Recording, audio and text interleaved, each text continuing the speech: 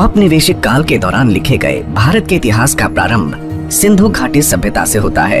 ये झूठ फैलाया गया कि जब इस सभ्यता का अंत हुआ तब आर्यों ने भारत पर आक्रमण किया और उन्होंने वेदों की रचना की। आधुनिक इतिहासकारों और पुरातत्वविदों का प्रतिपादन है कि हमारे पास 500 ईसा पूर्व से पहले का कोई भी सही कालानुक्रमिक इतिहास नहीं है। लेकिन वास्तव में पुरातात्विक, पुरातन खगोलीय और साहित्यिक साक्ष्यों पर आधारित उन्नत शोध से पता चलता है कि होलोसीन से लेकर भारत का निरंतर कालानुक्रमिक इतिहास है। हम भारतीय गर्व से इसको इतिहास कहते हैं। इतिहास शब्द इति, ह और आस के रूप में विभाजित होता है, जिसका अर्थ होता है कि ऐसा वस्तुतः हुआ था। वैदिक, उत्तर वैदिक ग्रंथ इतिहास और पुराण इतिहास को दर्ज करते हैं। आज इतिहास की परिभाषा वो है जो भारत में औपनिवेशिक इतिहासकारों द्वारा प्रस्तुत की गई थी, जिन्होंने बिना किसी सबूत के हमारी प्राचीनता पर संदेह किया। उससे बहुत पहले हमारे ऋषियों ने कालानुक्रमिक इतिहास और वंशावलियों को दर्ज किया ताकि भविष्य की पीढ़ियों को इसे सीखने से लाभ मिल सके। आइए हम वैज्ञानिक रूप से हमारे कालानुक्रमिक इतिहास की प्राचीनता का अन्वेषण करते हैं। ये कहना बहुत मुश्किल है कि भारतीय प्रायद्वीप में मानव जाति किस समय बसी थी, लेकिन इंडोनेशिया के सुमात्रा में स्थित टोबा ज्वालामुखी के विनाशकारी विस्फोट ने 75,000 साल पहले भारतीय भूभाग से मनुष्यों, वनस्पतियों और सभी जीवों का विनाश कर दिया था। टोबा के विनाशकारी विस्फोट ने पूरे भारत में लगभग 15 सेंटीमीटर मोटी राख की परत जमा कर दी थी। कुर्नूल जिले के ज्वालापुरम के पुरातात्विक स्थल में टोबा विस्फोट की घटना से पहले और बाद में मानव निवास का प्रमाण मिलता है। संभवतः कश्मीर और हिंदू कुश पर्वत की पहाड़ियों में रहने वाले कुछ ही लोग बच पाए होंगे। धीरे धीरे उत्तर पश्चिमी और उत्तर भारत उन बचे हुए लोगों के आवास स्थल बन गए। इस प्रकार सप्त सिंधु क्षेत्र और सरस्वती नदी वैदिक सभ्यता की जन्मस्थली बन गई। पुरातात्विक विभाग ने पूर्वी उत्तर प्रदेश के लहुरा देव झील के तट पर प्रारंभिक कृषि का समय 13,000 ईसा पूर्व से 7,300 ईसा पूर्व तक कार्बन डेटिंग द्वारा निर्धारित किया है। खंबात की खाड़ी का ये प्राचीन शहर वास्तव में द्वारवती शहर था, जिसे 11,100 ईसा पूर्व के आसपास विश्वकर्मा द्वारा बनाया गया था, और ये शहर 9,400 से 9,300 ईसा पूर्व के आसपास समुद्र में समा गया। 10,200 ईसा पूर्व से 9,400 ईसा पूर्व तक मेल्ट वाटर पल्स 1B का समय था। इस द्वारवती शहर से प्राप्त एक प्राचीन लकड़ी के टुकड़े का समय 7,500 ईसा पूर्व निर्धारित किया गया है। तमिलनाडु में प्राचीन पूमपुहर शहर की जलमग्न संरचना 9,500 ईसा पूर्व के आसपास की है। हिसार में भिराना के पुरातात्विक स्थल को भी 7,570 ईसा पूर्व का माना गया है।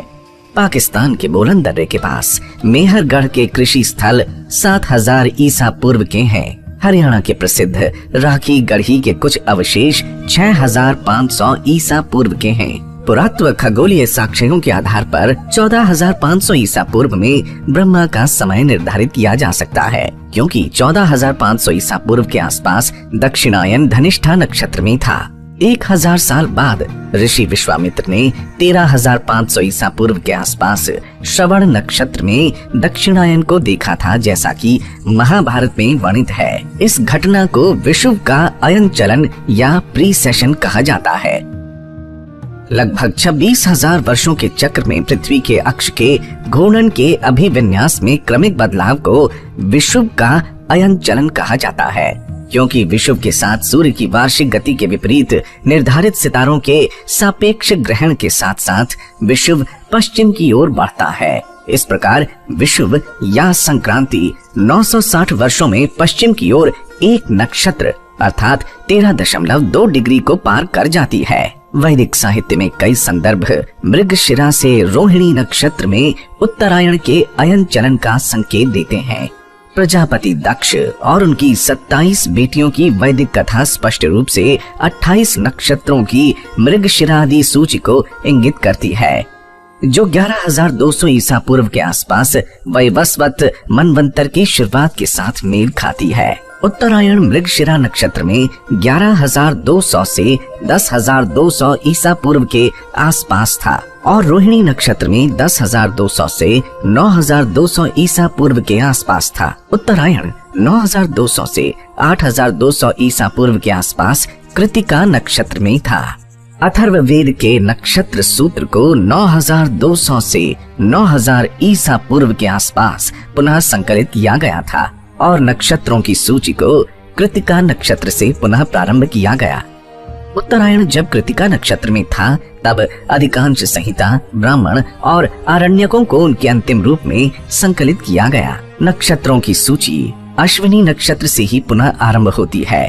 जब उत्तरायण 7200 ईसा पूर्व के आसपास अश्विनी नक्षत्र में स्थानांतरित हो गया था। तैत्तिरीय ब्राह्मण इंगित करता है कि 12000 से 11300 ईसा पूर्व के आसपास देवता और असुरों के बीच एक बड़ा संघर्ष हुआ, जब अभिजीत यानी वेगा एक ध्रुव तारा था। शिशुमार तारा मंडल का कश्यप तारा जो कि ग्रामा ड्रैकोनिस है, 11000 ईसा पूर्व के शुरू में उत्तर ध्रुव पर था।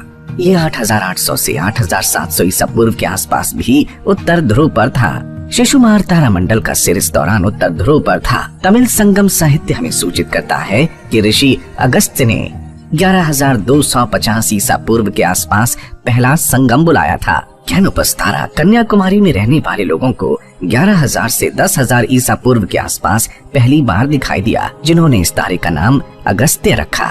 कश्मीर घाटी एक हिमरूप यानी ग्लेशियल झील थी, जिसे ऋग्वैदिक काल में सतीसर के नाम से जाना जाता था। यह हिमरूप यानी ग्लेशियल झील 12700 से 11500 ईसा पूर्व के आसपास मेल्ट वाटर पल्स 1 की अवधि के दौरान निर्मित हुई। वराहमूल यानी बारामूला दर्रा हिमनदों यानी ग्लेशियर्स के पिघले हुए जल को रोक रहा था। नीलमत पुराण दर्शाता है कि कश्मीर घाटी एक बड़ी झील थी जो वैवस्वत मनवंतर के दौरान आवासीय स्थल के रूप में विकसित हुई। 11200 ईसा पूर्व के आसपास लगातार बारिश के बाद और विशालकाय उल्कापिंड के पृथ्वी से टकराव के बाद आए बड़े पैमाने पर भूकंप ने बारामूला दर्रे को खोल दिया था और सतीसर का पानी कश्मीर घाटी से बाहर निकल गया, जो मध्य, सिंध और गुजरात क्षेत्रों में भयंकर बाढ़ का कारण बनी थी। यह विनाशकारी बाढ़ वैवस्वत मनु के शासन काल में आई थी। वैदिक सरस्वती नदी की उत्पत्ति बद्रीनाथ के पास प्लक्ष प्रस्रवण में हुई थी और ये पृथुदक अर्थात पेहोवा तक बहती थी। इसके बाद वैदिक नदी सरस्वती ने कुरुक्षेत्र से दक्षिण पश्चिमी दिशा पकड़ी और हिसार, सांभर झील, पुष्कर और जोधपुर से प्रवाहित होते हुए कच्छ के महान रण तक बहने लगी। 11200 ईसा पूर्व में बड़े पैमाने पर भूकंप के कारण सरस्वती ने अपना मार्ग बदल लिया और कुरुक्षेत्र, सिरसा से कालीबंगा और अनूपगढ़ तक पश्चिम की ओर बहना शुरू कर दिया। सतलज, यमुना और दृष्टवती सरस्वती की प्रमुख सहायक नदियां थीं। सतलज ने लगभग 14500 से 13000 ईसा पूर्व अपना मार्ग बदल लिया। भारतीय प्रौद्योगिकी संस्थान IIT कानपुर ने OSL पद्धति के आधार पर 13000 ईसा पूर्व में सतलज नदी के पुरातात्विक मार्ग को दिनांकित किया। यमुना और दृष्टवती सरस्वती नदी की सहायक नदी बनी रही। वैदिक काल में यमुना की 2 धाराएं थीं। यमुना की एक धारा पश्चिम की ओर बहती थी और सरस्वती में विलीन हो जाती थी, जबकि एक अन्य धारा पूर्व की ओर बहती थी और प्रयाग में गंगा नदी में विलीन हो जाती थी। सीमांत रूप से यमुना की Y1 पुरातात्विक धारा, जो कि सरस्वती की एक सहायक नदी थी, ने 11200 ईसा पूर्व के आसपास अपनी दिशा बदल दी थी। ऐसा प्रतीत होता है कि यमुना में सरस्वती सत्र के अवभृत अनुष्ठान को सरस्वती और यमुना के विलुप्त संगम के स्मरण के लिए प्रस्तुत किया गया होगा। समुद्र शास्त्रीय अध्ययनों के अनुसार लगभग 10,000 से 9,500 वर्ष पहले 500 वर्षों में समुद्र का स्तर अचानक 28 मीटर बढ़ गया था। 10,000 से 9,500 ईसा पूर्व के इस त्वरित समुद्र स्तर को मेल्ट वाटर पल्स 1B का नाम दिया गया है। इस बात की अत्यधिक संभावना है कि मेल्ट वाटर 1B के अंत में कैम्बे की खाड़ी में द्वारावती शहर 9,400 से 9,300 ईसा पूर्व के आसपास समुद्र में समा गया था। संभवतः द्वारावती शहर के क्षेत्र को पूरी तरह से डूबने में कम से कम 1500 साल लग गए। इस प्रकार खंबात की खाड़ी में डूबे हुए शहर के क्षेत्र में पाया गया लकड़ी का वो टुकड़ा 8000 से 7500 ईसा पूर्व के आसपास डूबा था। मयासुर ने कृतयुग के अंत में सूर्य सिद्धांत लिखा था, जब चैत्र शुक्ल प्रतिपदा की तिथि के दिन मेष राशि में सूर्य चंद्रमा और सभी 5 ग्रह बड़े संयोग में थे। कंप्यूटर सिमुलेशंस निर्णायक रूप से सूर्य सिद्धांत की तिथि 22 फरवरी 6778 ईसा पूर्व रविवार को स्थापित करते हैं। सप्ताह की अवधारणा 12 साल का जोवियन चक्र, 60 साल का चक्र, 1200 वर्षों का युग, 2700 वर्षों का सप्तर्षि चक्र 6777 ईसा पूर्व में प्रस्तुत किया गया था। इस प्रकार हम त्रेता युग की अवधि 6777 से 5577 ईसा पूर्व के आसपास और द्वापर युग की अवधि 5577 से 3177 ईसा पूर्व के आसपास तय कर सकते हैं। ये परंपरागत रूप से दर्ज है कि राम का जन्म त्रेता युग की अंतिम शताब्दी में हुआ था। इस प्रकार श्री राम का जन्म 3 फरवरी 5674 ईसा पूर्व पुनर्वसु नक्षत्र में हुआ था, जब शनि उच्च पर था। रामायण में लक्ष्मण ने मूल नक्षत्र में एक धूमकेतु और एक ग्रह की स्थिति का वर्णन किया है।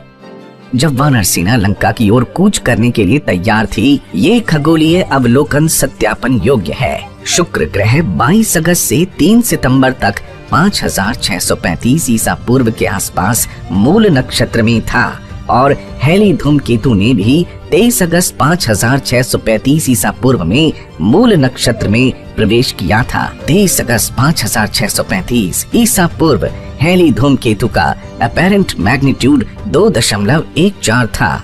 ये 23 अगस्त और 23 सितंबर के बीच 5635 ईसा पूर्व में सूर्यास्त के बाद नग्न आंखों को दिखाई दे रहा था, जो कि धीरे धीरे अदृश्य हो गया। होलोसीन के बाद के समुद्र स्तर वृद्धि के अध्ययन के अनुसार श्रीलंका कम से कम 6200 ईसा पूर्व तक भारतीय प्रायद्वीप से जुड़ा था।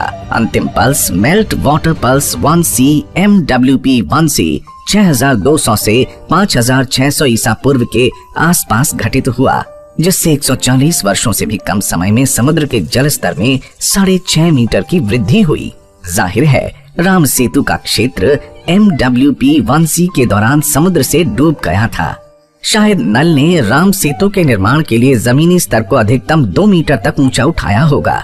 धनुषकोडी और तलाई मानर के बीच समुद्र जल स्तर मौजूदा स्तर से कम 14 मीटर नीचे होना चाहिए। इस प्रकार रामायण के युग को 5677 से 5577 ईसा पूर्व के आसपास स्थापित किया जा सकता है।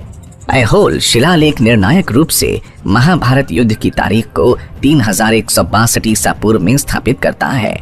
वास्तव में भारतीय कालक्रम में जटिल समस्याएं भारतीय प्राचीन संवतों के प्रारंभ में गलत फहमी से उत्पन्न होती हैं। कुर्तकोटी ताम्रपत्र उत्तरी कर्नाटक में शक संवत 530 में अर्थात 9 मई 53 ईसा पूर्व में हुए संपूर्ण सूर्य ग्रहण को संदर्भित करता है, जो निर्णायक रूप से स्थापित करता है कि शक संवत 583 ईसा पूर्व में शुरू हुआ था और शकांत संवत 78 ईस्वी में शुरू हुआ था। इतिहासकारों ने गलती से इन 2 संवतों को मिला दिया, जिसके कारण 660 वर्षों की कालानुक्रमिक त्रुटि हुई। तालगुंडा के प्राणेश्वर मंदिर में पाए गए 2 समकालीन तांबे के प्लेटों में से एक प्लेट को शक संवत में और दूसरे को शकांत संवत में दिनांकित किया गया है। 660 वर्षों की इस त्रुटि के अलावा बाद में जैन इतिहासकारों ने अनजाने में मौर्य राजा चंद्रगुप्त के साथ भद्रबाहु के एक शिष्य उज्जैन के राजा चंद्रगुप्त की पहचान की, जिसने महावीर को बुद्ध का समकालीन बनाया। वास्तव में बुद्ध ने महावीर निर्वाण के 675 वर्ष पहले निर्वाण प्राप्त किया था। पुराणों और बर्मा के शिलालेखों से स्पष्ट है कि बुद्ध ने 1864 ईसा पूर्व में निर्वाण प्राप्त किया था। लुम्बिनी में हाल की खुदाई और लुम्बिनी में बौद्ध तीर्थ स्थल के केंद्र में स्थित खंडक यानी ट्रेंच C5 से एकत्र किए गए रेडियो कार्बन के नमूने भी 1681 ईसा पूर्व की प्रारंभिक तिथि को दर्शाते हैं। इस प्रकार शक संवत और शकांत संवत के 2 अलग अलग इपॉक्स को एक मानने के कारण और भद्रबाहु के शिष्य चंद्रगुप्त की गलत पहचान के कारण बुद्ध निर्माण की तिथि में 1380 वर्षों की कालानुक्रमिक त्रुटि आ गई है। वस्तुतः बुद्ध निर्माण 1864 ईसा पूर्व में हुआ था, जो कि 6ठी शताब्दी ईसा पूर्व में आदि शंकराचार्य की पारंपरिक तिथि को सही ठहराती है। वेद वीर आर्य द्वारा किए गए संपूर्ण शोध कार्य को 2 पुस्तकों में प्रस्तुत किया गया है। The chronology of India from Manu to Mahabharata the chronology of India from Mahabharata to medieval era. चूंकि बुद्ध निर्वाण की तिथि में परिवर्तन पूरे विश्व काल क्रम को प्रभावित करता है, इसलिए the origin of the Christian era fact of fiction नामक तीसरी पुस्तक में पश्चिमी कालक्रम के मानकों पर चर्चा की गई है। वास्तव में यूरोपीय ईसाई विद्वानों ने स्वतंत्र रूप से बिना कोई प्रमाण प्रस्तुत किए 1 ईस्वी को ईसा मसीह के जन्म वर्ष के रूप में मान लिया। इसलिए इस पुस्तक में प्रमाणित किया गया है कि ईसाई संवत विश्व कालक्रम के मानक के रूप में स्थापित करने योग्य नहीं है। पश्चिमी कालक्रम को ऑगस्टस के समय तक ईसाई संवत के इपोक का उल्लेख किए बिना ठीक करने की वास्तविक आवश्यकता है। बेबीलोन में प्राप्त वीनस टैबलेट स्वतंत्र रूप से खगोलीय साक्ष्य प्रस्तुत करता है, लेकिन दुर्भाग्य से विश्व इतिहासकार वीनस टैबलेट की सटीक तारीख को निर्धारित करने में पूर्ण रूप से विफल रहे। वर्तमान शोध कार्य औपचारिक रूप से दावा करता है कि वीनस टैबलेट की डेटिंग की पहेली को सफलतापूर्वक हल कर लिया गया है, जो कि पिछले 150 वर्षों से अनसुलझी थी। इस प्रकार 3 पुस्तकों में प्रस्तुत शोध कार्य न केवल भारत की कालानुक्रमिक समस्याओं का बल्कि विश्व काल क्रम का भी संपूर्ण समाधान प्रदान करता है। वास्तव में प्राचीन भारतीय साहित्य के पुरातन खगोलीय डेटा और खंबात की खाड़ी में द्वारावती के समुद्री पुरातात्विक स्थल निर्णायक रूप से ये इंगित करते हैं कि भारत में ऋषि ब्रह्मा और उनके पुत्र स्वयंभू मनु के समय से पिछले 16,500 वर्षों से एक सतत कालानुक्रमिक इतिहास है। प्राचीन भारतीय ऐतिहासिक परंपरा ने श्रम साध्य रूप से वंशावली कालक्रम को संरक्षित किया, लेकिन भारतीय कैलेंडर में समय समय पर बदलाव के कारण ऐतिहासिक कालक्रम कहीं भटक गया था।